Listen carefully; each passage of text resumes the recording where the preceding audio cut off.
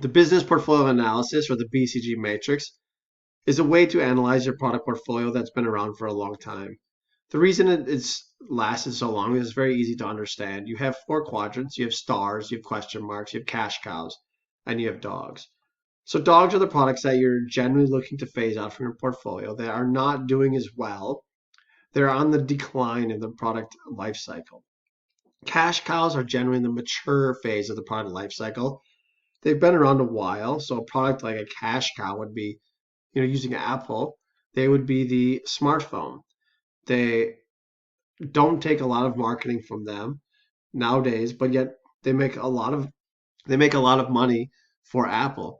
They're easy to continue to make new ones. They make small to minor improvements on each phone, nothing drastic, but yet they are around. Everyone has them, and I'm sure it's safe to assume that the profit margins are quite large per phone. The question marks are products that they aren't sure about.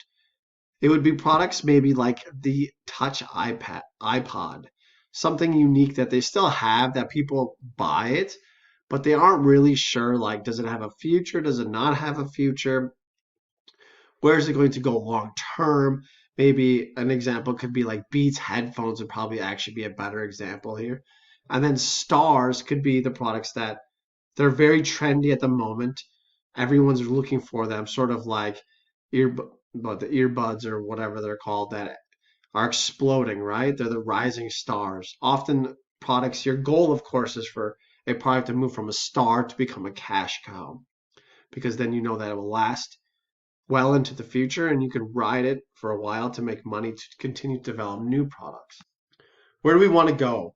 So one of the things you have to think about, again, when you're talking about the direction of your company, is what kind of plan do you have? What is the goal of the overall thing? So you have to think about diversification analysis, market penetration, market development, product development, diversification. So market penetration means you are trying to find a new market oftentimes that you're not currently in, and you're thinking about how can we go into that market to try to make some money from the existing markets that we're not in. The other perk of doing this is that it allows you to go into new markets without cannibalizing on your existing products. Once you're in there, then you can think about like market development. Should we try to develop a new market? Is something that a company like Apple is amazing at doing. You could argue and say like Airbnb did a really good job of this. And then at the same time, of course, product development and diversification is brands looking to diversify and add new products that are not necessarily related to the products that they have. So you could think of someone who looks at, skincare and then makeup and then maybe fashion.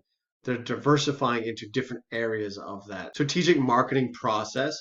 How do we allocate our resources to get where we want to go? How do we convert our plans into action? And how do our results compare with our plans, and do deviations require new plans? So the first one is, how do we allocate our resources? So you have to think about what is our budget, and this is why understanding the numbers inside of marketing is so important. And oftentimes people neglect this and they think that just because you're in marketing, numbers don't matter. That's completely incorrect. You need to understand all of the numbers and your finances and what they're doing and where they're being spent so that you can become successful. And then once you do that, you can understand how do we make our plans actually deliverable so that we can become a profitable company in the future. And once we start moving forward and implementing our plan, we can start to see, like, do we need to make deviations or small changes? Of course, you most often will have to make some changes. It's difficult to be successful without being flexible at the same time. But you also have to be very strategic in your deviations that you choose to make, and don't chase, like I spoke earlier about the shotgun approach. You really want to stick true to your original plan as much as possible before you make too many deviations that could ultimately send you down a path that is not successful.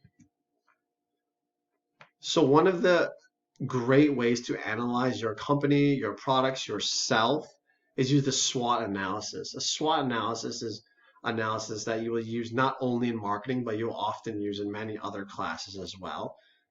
Its SWOT stands for strengths, weaknesses, opportunities, and threats. The reason they're color coded the way that they are is because strengths and weaknesses are internal analysis. It's things that you can control. And then the orange ones, opportunities and threats, are external, meaning you cannot control them. You can control your strengths. You know what you're good at, and you know what you're weak at. You can improve the things that you're good at, and you can try to improve the things that you're not that good at to become a more successful company or person for that matter. Opportunities, you don't control opportunities. You are not able to control what is happening in the environment around you. You never know what's going to happen. Think of how many people never had businesses or success until suddenly Amazon came and presented millions of opportunities for people and companies alike to become profitable. On the same thought, though, is threats. Think about how many small boutiques or huge companies like Best Buy and Target and Walmart were extremely successful. But then something like Amazon came along, and now that is a massive threat to their business, and it has forced them to change their business plan dramatically to become successful or to continue to be successful.